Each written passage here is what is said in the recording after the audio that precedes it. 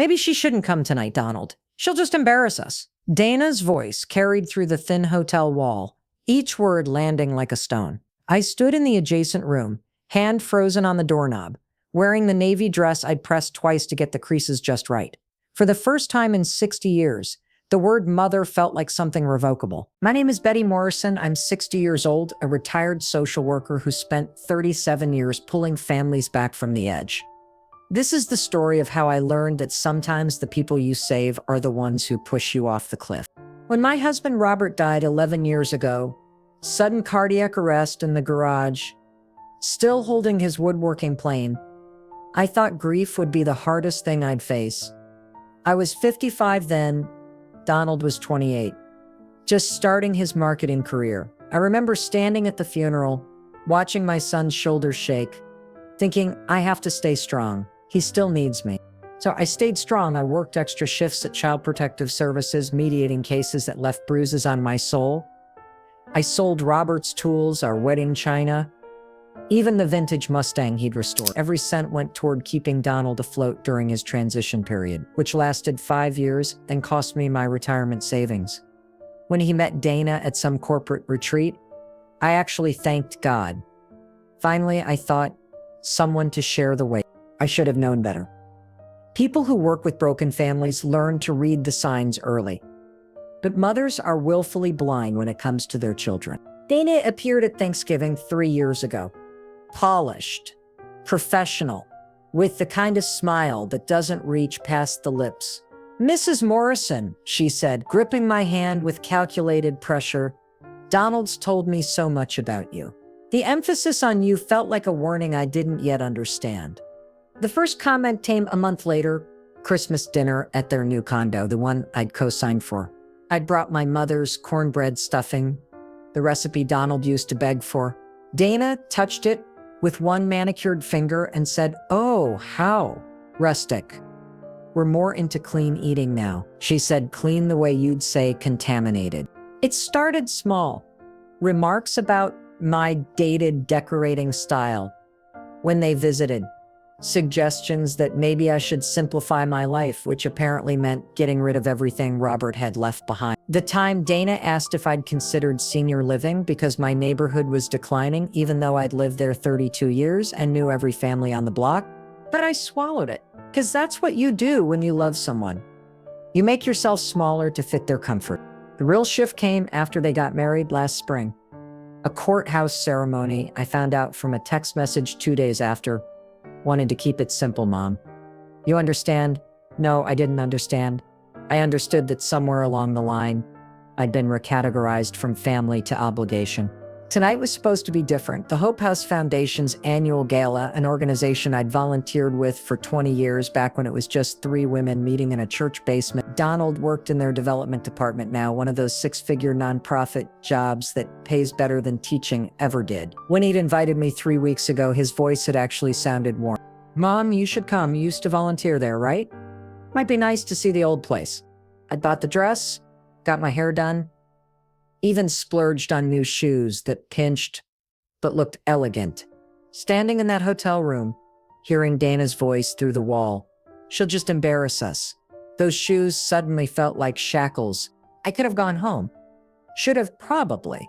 But something in me, some stubborn ember from the years of fighting for other people's dignity, refused to let them erase me so easily. So I smoothed my dress, checked my reflection one last time, and walked into the hallway. Donald and Dana were just leaving their room. When they saw me, Donald's face did something complicated. Dana's smile turned sharp. "Betty, she always called me that. Never Mom, though she'd married into the name. We weren't sure you'd make it. I wouldn't miss it," I said quietly. The ballroom glittered with the kind of wealth that makes poverty seem like a moral failing. Crystal chandeliers, tables draped in white linen, centerpieces that cost more than my monthly grocery budget. I recognized faces from my volunteer days: Patricia Stone, who'd founded the shelter with me, Marcus Chen, who used to run the teen outreach program. But they'd all moved up, become board members and major donors, while I'd remained in the trenches, then aged out. Dana steered us toward a table near the back, away from the stage. Better seating for you, she said, voice saccharine, less overwhelming with the noise. Donald didn't meet my eyes. He was scrolling through his phone, pretending the conversation was happening to someone else. We sat. The tablecloth was so white it hurt to look at. Around us, couples mingled, laughing. That performative laugh people do at charity events, loud enough to signal generosity, measured enough to maintain sophistication. A waiter came by with champagne. Dana took 2 glasses, handed one to Donald, looked right past me. "Excuse me," I said softly to the waiter. "May I?" "Oh, Betty," Dana cut in, her voice carrying to the adjacent tables. "Are you sure that's a good idea? You know, with your medications?" My medications consisted of a statin and a daily multivitamin. But the way she said it, medications, made it sound like I was 1 pill away from institutional care. The waiter hesitated, looking between us. I felt heat creep up my neck. "Just water, please." Dana smiled at the neighboring table, lowering her voice to a stage whisper. "We're just trying to look out for her. She forgets things sometimes." That was the first knife. The second came during dinner. The meal was salmon, overpriced, under-seasoned, served with a medley of vegetables arranged to look abundant while being nutritionally pointless. Dana cut into hers with precise movements, telling the table about their recent vacation to Napa. "Donald's been working so hard," she said, touching his arm. "He deserves recognition. He's brought in over $2 million in donations this year." The people at our table, strangers to me, but donors clearly murmured appreciation. Donald shrugged with false modesty. "Just doing the work." "We're looking at houses in Laurel Heights," Dana continued. "You know, planning for the future. Children eventually." She glanced at me. "Though I'm sure we won't need much help. We're very independent." The implication hung there. Unlike some people, I cut my salmon into small pieces, focusing on the mechanical action. Anything to keep my hands steady. Then came the speeches. The foundation's executive director, someone I didn't recognize, hired after my time, took the stage and talked about impact metrics and donor retention. Charts appeared on screens. Donald's department was highlighted. His face appeared smiling from a professional headshot, while the director praised his innovative fundraising strategies. Dana leaned over. "See, this is why we need to focus on our careers right now. No distractions." She didn't look at me when she said distractions, but she didn't need to. After the speeches, during dessert, Dana turned to the woman on her left, someone dripping in diamonds and boredom. "You know, we actually brought Donald's mother tonight." She gestured at me like I was an exhibit. "We try to include her when we can. She used to volunteer here years ago, back when it was smaller." The woman offered a polite smile. "How nice that you still remember those days." "Oh, she remembers everything," Dana said, laughing. "Sometimes a little too much. We've been helping her organize her finances. She gets confused with the paperwork. It's so hard watching parents age." You know, I set down my fork carefully. Too carefully. The kind of careful that comes right before breaking. "I'm not confused," I said. My voice came out quieter than intended. Dana blinked, as if surprised I'd spoken. "Of course not, Betty. I just meant—" "I know what you meant." Donald finally looked up. "Mom," she didn't mean anything by it, but I saw it in his eyes. The same calculation I'd seen in Dana's the first time we met. The assessment of burden versus benefit, the quiet arithmetic of obligation. The waiter returned to clear plates. When he reached for mine, Dana stopped him. "Actually," she said loud enough to carry, "can you put her dessert and coffee on a separate check? We'll handle ours together," but she trailed off, letting the implication finish itself. The waiter looked confused. "Ma'am, this is a fixed price event. Everyone's meal is—" "I understand," Dana cut in smoothly. "But we'd prefer to manage our portions separately. She can handle her own." Her smile was brilliant and brutal. "Right, Betty?" Say, the tables around us had gone quiet. That particular silence that happens when people sense drama but pretend they don't. Donald was staring at his water glass like it held the secrets of the universe. I felt something crack inside me. not my heart that had been breaking in slow motion for months. This was different. This was the sound of patience reaching its limit. "That's fine," I heard myself say. "I can handle my own."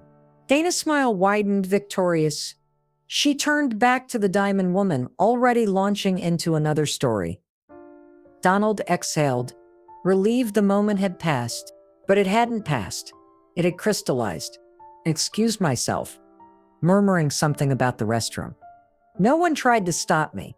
Dana probably assumed I was running away. Embarrassed, Donald was too relieved to care.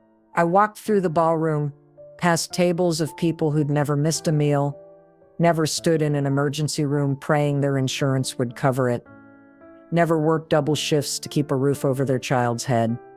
My shoes pinched with every step, but I kept moving. I wasn't going to the restroom. I was going to find someone.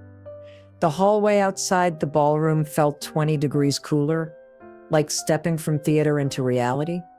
I leaned against the wall, letting my breathing slow, my vision clear. Through the doors, I could still hear the murmur of the gala, laughter, clinking glasses, the performance of generosity. I'd spent 3 decades in rooms like this, but never as a guest. Always as staff, as volunteer, as the person clearing tables or signing families into the shelter. The invisible machinery that kept hope running. My phone buzzed. A text from Donald. "Where'd you go?" Dana's worried. I almost laughed. Worried. About what? That I might cause a scene? Or that I might disappear entirely? And they'd have to pretend to care? I pocketed the phone and kept walking. The foundation's offices were on the 2nd floor of the hotel, temporarily converted for the gala weekend. I knew the layout from the old days when we'd held board meetings in borrowed spaces, passing around a shared box of donuts because no one could afford catering. The elevator was empty. I watched my reflection in the brushed steel doors, a 60-year-old woman in a navy dress that was trying too hard, hair that had been done professionally, but was already wilting. I looked like someone's grandmother. Harmless. Dismissible. They had no idea. The 2nd floor was quieter. A few staff members rushed past, carrying clipboards and headsets, too busy to notice me. I walked until I found the office I was looking for. A door labeled Patricia Stone, Executive Director. Patricia? We'd met in 1987. Both of us fresh from graduate school. Both of us furious about the way the system chewed up families and spit them out. She'd wanted to fix policy. I'd wanted to fix individual lives. Together, we'd started Hope House in her basement with $300 and a folding table. I knocked. No answer. Tried the handle locked? Of course. But beside it, another door, conference room. Unlocked. Inside were filing cabinets, boxes of donor records, event programs stacked on tables. I recognized the chaos of preparation, the last-minute scramble before public presentation. My fingers itched to organize it, old instincts kicking in. One cabinet was labeled Major Donors, confidential. I shouldn't have opened it. But after watching Dana count me as less than the cost of dessert, after seeing Donald refuse to meet my eyes, after years of being told I should be grateful for their attention, I opened it. Inside were files, thick ones, names I recognized from the ballroom downstairs, from the plaques on the walls. People who gave 5 figures, 6 figures, people whose names appeared in gold on programs and donor walls. And then I saw it. A file thicker than the rest, marked anonymous, Gen 1 My hand shook as I pulled it out. Inside were records dating back 32 years. Monthly wire transfers, every single one. $500 at first.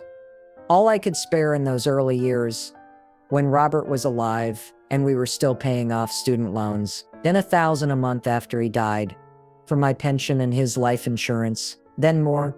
Much more after I sold the Mustang, after I liquidated the college fund I'd started for grandchildren who would never need my help. Over 3 decades, it added up to something staggering. Numbers that made my monthly Social Security check look like pocket change. At the bottom of the file was a letter. My letter written 28 years ago to Patricia when I'd made the first anonymous donation. Dear Patricia, I can't give much, but I need to give something. Robert's life insurance came through, and I keep thinking about all the families we couldn't save. The ones who fell through every crack we tried to patch. If this money can patch one more crack, it's worth it. Please keep this anonymous. I don't need recognition. I just need to know Hope House will be there when people have nowhere else to go. Your friend Betty. I'd forgotten about the letter.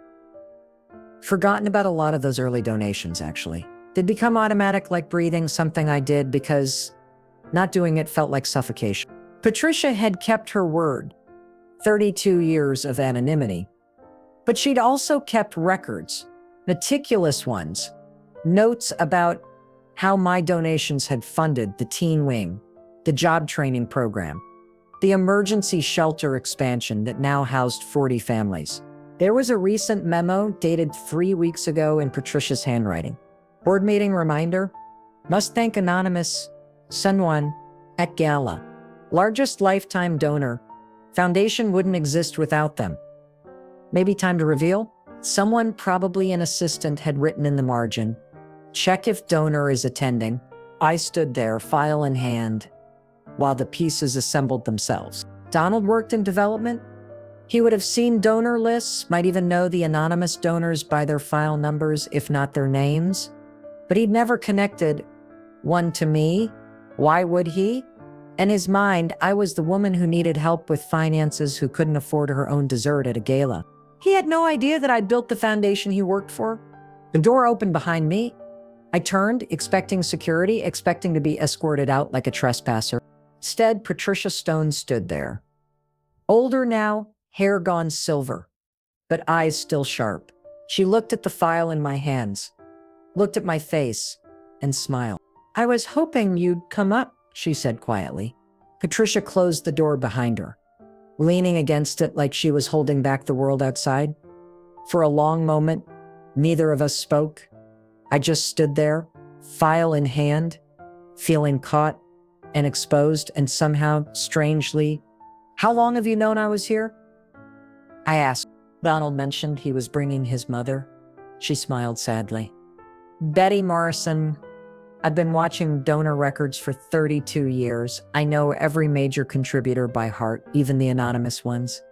Especially, she crossed the room, took the file gently from my hands, and set it on the table.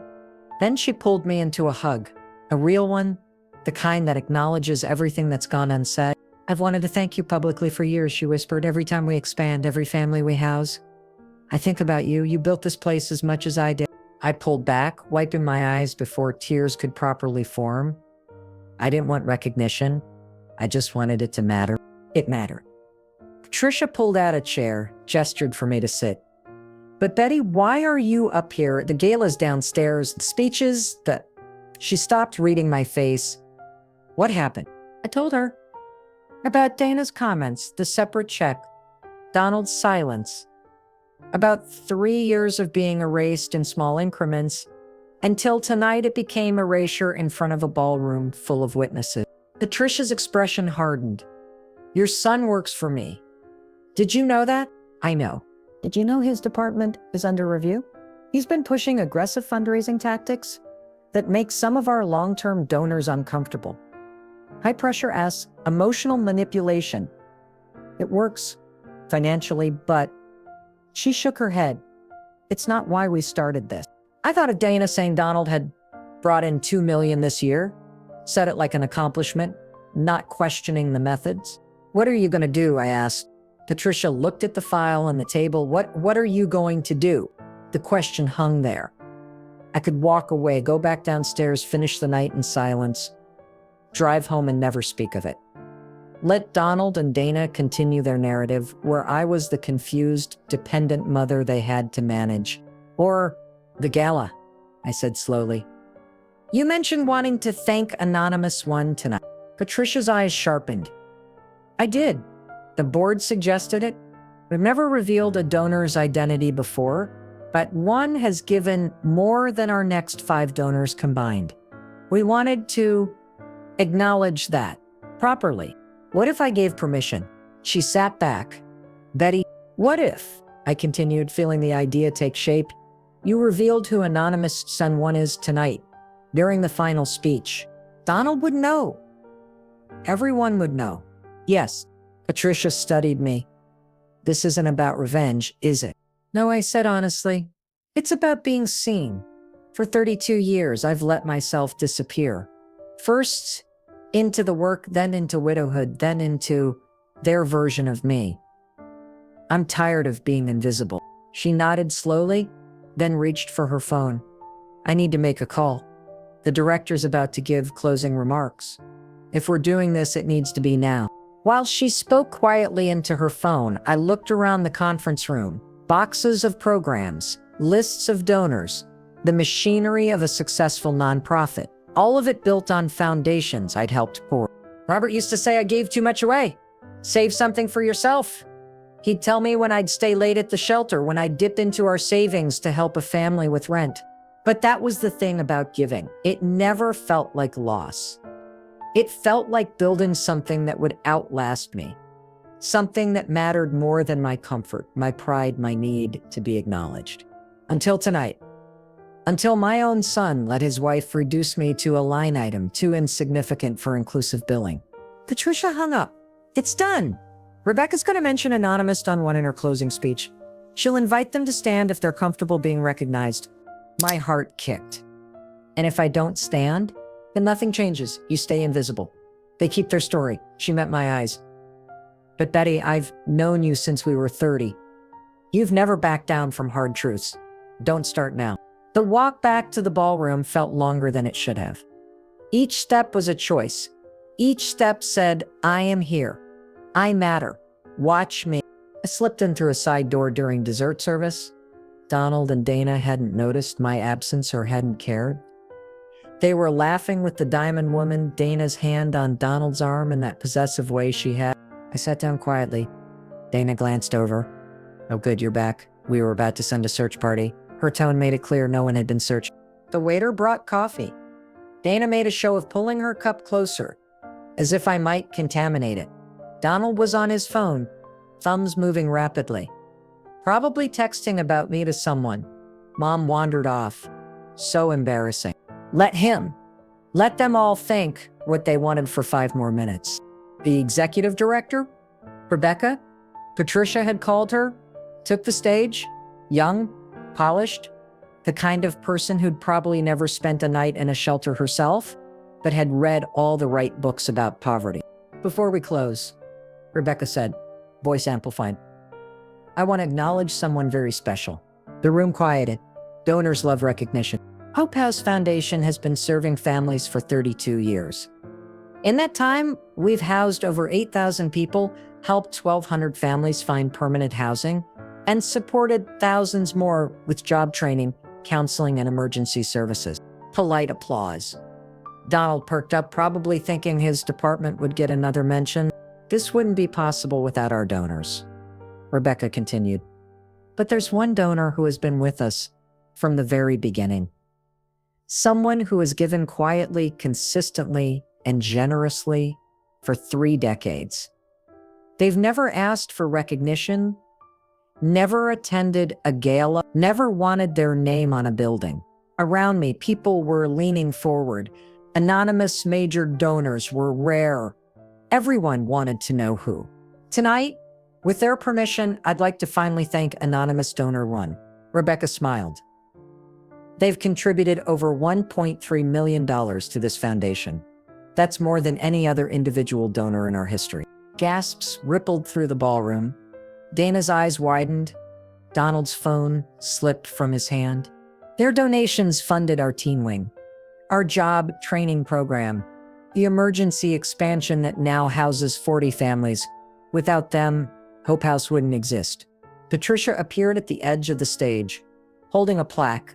Rebecca took it, held it up for the room to see. So tonight, Rebecca said, voice warm, I'd like to invite Anonymous on 1 to stand, to finally be recognized for everything they've done. The room went silent. Every head turned, looking around, trying to guess. Was it the oil executive at table 3, the tech CEO near the front, the old money couple by the window. Dana leaned over, whispering to Donald, "Who do you think it is?" God, $1.3 million. Imagine having that kind of money to just give away.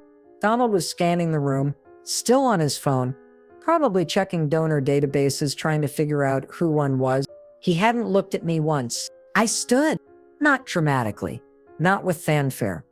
I just stood, smoothed my navy dress, and looked at the stage. Rebecca saw me first. Her face lit up, Patricia must have told her. "There," she said, pointing. "Mrs. Betty Morrison." Every head turned. The spotlight swung, landing on me, turning my table into a stage. I saw the exact moment Donald understood. His face went white, then red, then through a series of expressions I couldn't name. Shock, disbelief, horror, calculation. Dana's mouth actually fell open, then snapped shut, then opened again, like a fish gasping. "Mrs. Morrison has been with us since day one," Rebecca was saying. She and Patricia Stone co-founded Hope House in Patricia's basement in 1987. While Patricia ran the organization, Betty worked in the trenches and gave everything she had to make sure we survived. Every expansion, every new program, every family we saved. Betty made it possible. Applause started, scattered at first, then building. But I wasn't looking at the stage anymore. I was looking at my son. Donald stood, face still colorless. "Mom," Dana grabbed his arm. Her eyes were doing rapid calculations, probably trying to figure out if this changed their optics, their social standing, their access to my money. "Betty," she said, voice suddenly sweet. "Why didn't you tell us? We had no idea you were so." "I told you," I said quietly. "I told you I volunteered here for 20 years. Yes, but you didn't mention." She gestured vaguely at the stage, at the plaque, at the proof of my importance. "We thought you just filed papers or something. You thought I was irrelevant." The people at our table were watching now. The diamond woman looked uncomfortable. The couple beside her had stopped smiling. Donald finally found words. "Mom, I work in development. I look at donor files every day. How did I not know?" "Because I asked to remain anonymous," I said. "And because you never asked about my life. You made assumptions about what I could or couldn't afford, what I was or wasn't capable of." "But $1.3 million, where did you get?" Dana stopped herself, realizing how that sounded. "My life insurance from Robert, my pension, the house I didn't sell because you told me not to, every extra shift I worked, every vacation I didn't take, every luxury I skipped so I'd have more to give." I looked at Donald. "You thought I needed your help with finances? I have 3 savings accounts you've never known about. I own my house outright. I have a retirement fund you've never touched." His face did something complicated. "You let us think. You didn't ask, you assumed. There's a difference." Rebecca was walking toward our table now, plaque in hand. Patricia followed, smiling wider than I'd seen in years. "Mrs. Morrison," Rebecca said, extending the plaque. "On behalf of 8,000 families, 1,200 success stories, and everyone whose life has been changed by Hope House, thank you." I took the plaque, heavy brass, engraved with words that mattered more than gold. In recognition of 32 years of service, sacrifice, and unwavering belief that every person deserves shelter, dignity, and hope. You didn't just support our mission, you were our mission. The ballroom erupted in applause, a standing ovation. I stood there holding proof that my life had meant something, surrounded by people finally seeing me. And at my table, Dana sat frozen, her earlier words hanging like ghosts. "She can handle her own." Yes, I could. The applause eventually faded. People sat back down. Conversations resuming. Waiters clearing the last of the dessert plates. But our table remained silent. Dana stared at her coffee cup like it held answers. Donald kept looking between me and his phone, as if the reality might change if he refreshed the page. Patricia squeezed my shoulder. "Come find me before you leave," she whispered, then returned to the stage for closing remarks. I set the plaque on the table. It sat there between the flower centerpiece and Dana's untouched tiramisu, heavy with truth. Finally, Donald spoke. Mom, I don't understand. Why didn't you tell me? I did tell you. Every year at Christmas, every birthday, every time you asked what I wanted, I said I was donating to Hope House. You said it was nice. You never asked how much or why or what it meant to me. But he gestured helplessly. $113 million. How is that even possible? Because I made it possible. The same way I made college possible for you. The same way I co-signed for your condo when your credit wasn't enough. The same way I've made a lot of things possible that you stopped noticing. Dana finally looked up. Her face had rearranged itself into something like contrition, but her eyes were still calculating. Betty, I'm so sorry. We had no idea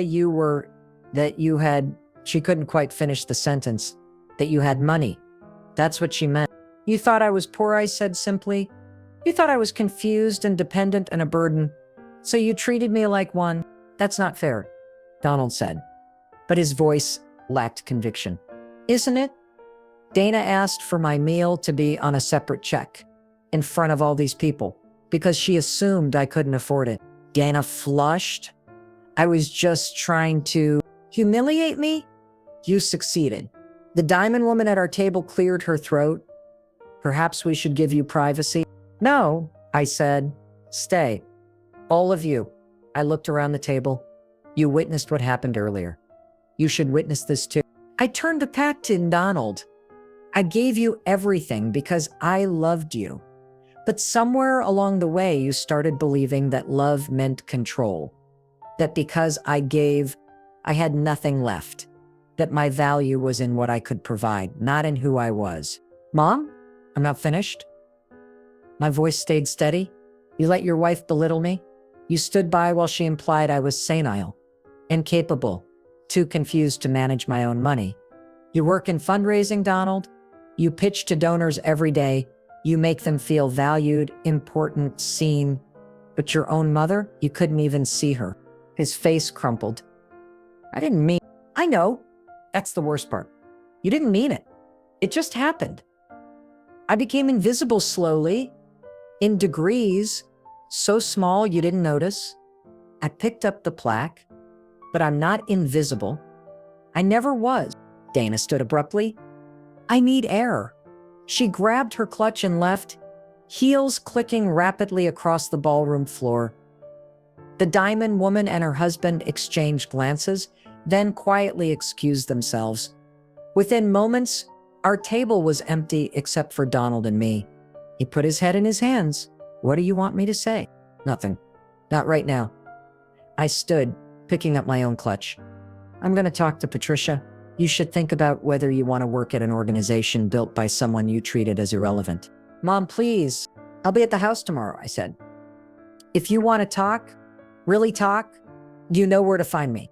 I walked away. This time my shoes didn't pinch. Everything felt lighter. Patricia found me by the coat check. How are you holding up? Honestly? I don't know yet. I looked back at the ballroom. Through the doors, I could see Donald still sitting alone at our table, silhouetted against the soft glow of chandeliers. Was that cruel? What I just did, was it cruel when they humiliated you? That's not an answer. She smiled. No, it wasn't cruel. It was necessary. You spent 32 years being invisible by choice. Tonight, they tried to make you invisible by force. You had every right to show them who you really are. I just wanted them to see me. They will, whether they want to or not. She handed me a folder, donor records in case you ever need them, and Betty. The board met last week. We'd like to rename the teen wing after you, the Betty Morrison Youth Center. If you'll let us. I held the folder, feeling its weight. I thought I didn't want recognition. You didn't want recognition when you were giving, Patricia said. This is different. This is about making sure everyone knows what one person can build when they believe in something bigger than themselves. The drive home was quiet. I lived in the same house I'd shared with Robert, in the neighborhood Dana had called declining. The porch light was on. I'd left it burning like I always did, a beacon against the dark. Inside, I made tea, sat in Robert's old chair by the window. The plaque sat on the coffee table, catching light from the street lamp outside. My phone buzzed. A text from Donald. Can we talk tomorrow, please? I didn't answer right away. Let him wait. Let him feel the silence I'd been living in for 3 years. But eventually, I wrote back, come at 10. Bring coffee. We'll talk. Because that's the thing about being a mother. You can set boundaries without setting fires. You can demand respect without demanding revenge. You can show your children who you are and let them decide what to do with that knowledge. Sleep came easier than it had in months. The Betty Morrison Youth Center opened on a Saturday in October. The autumn light made everything golden, the new paint on the building, the faces of the teenagers cutting the ribbon, the leaves falling like confetti. Donald came, Dana didn't. They were taking some time.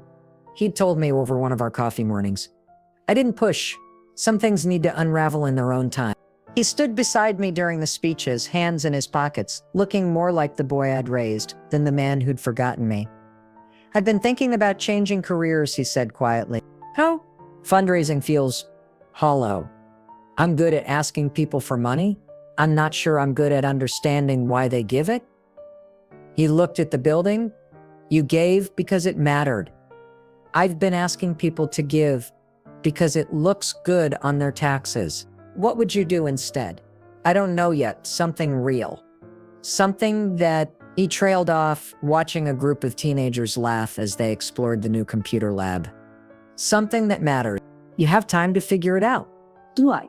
He turned to me. I spent 3 years being the person Dana wanted. I'm not sure I know who I am without that. Then you'll find out. People do if they're willing to look. Patricia called me to the podium for a speech.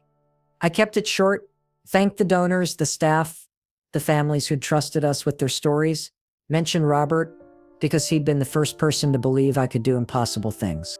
This building isn't about me, I said, looking at the faces gathered. It's about the idea that one person's decision to give, to show up, to believe it ripples outward. You never know what you're building until it's built. You never know who you're saving until they're saved. The teenagers applauded. Parents dabbed at tears. And standing at the back, leaning against the wall with his arms crossed, but his face soft, Donald watched me like he was seeing me for the first time. After the ceremony, we walked together through the new wing. Computer labs, study spaces, a lounge with comfortable chairs and books lining the walls. Everything I'd wanted when I was volunteering in the old building, everything we couldn't afford then. Mom, Donald said, stopping in front of a framed photo on the wall, was from 1987. Me and Patricia, young and tired and hopeful, standing in front of the original Hope House. I'm sorry for all of it, for not seeing you, for letting Dana. I know. How can you forgive me? I thought about it. Because you're here. Because you're trying. Because forgiveness isn't about erasing what happened. It's about deciding what happens next. We stood there looking at the photo of who we used to be. Then we walked out into the October afternoon, where the light was golden and the future was unwritten, and somewhere a family was finding shelter for the night. That evening, I made tea and sat in Robert's chair. The plaque sat on the mantel now, next to our wedding photo. The house was quiet, but not lonely. Just peaceful. My phone buzzed. Patricia, Teen Center is perfect. You built something beautiful. I smiled and typed back. We built something beautiful. That's how it's supposed to work, because that's what I learned standing in that ballroom 3 months ago. Holding proof of my life's meaning. You don't build things alone. You don't survive erasure alone. You don't reclaim your dignity alone. But sometimes you have to stand up alone first. You have to say, I am here, I matter, watch me. And sometimes if you're lucky, the people who forgot you finally remember. The tea grew cold while I sat there, watching the street lamps flicker on one by one. Somewhere in the city, the Betty Morrison Youth Center was settling into its first night. Teenagers were doing homework in the new computer lab. Families were sleeping in beds they didn't have yesterday. And me? I was exactly where I'd always been, in the house Robert built, in the neighborhood I chose, living the life I'd made from scratch. But now, finally, people could see it. I used to believe silence was love, Turned out silence was just waiting. Waiting to be heard. Waiting to be seen. Waiting to matter. My name is Betty Morrison. I'm 60 years old. And this is the story of how I learned that sometimes the people who need to see you most are the ones who think they already do.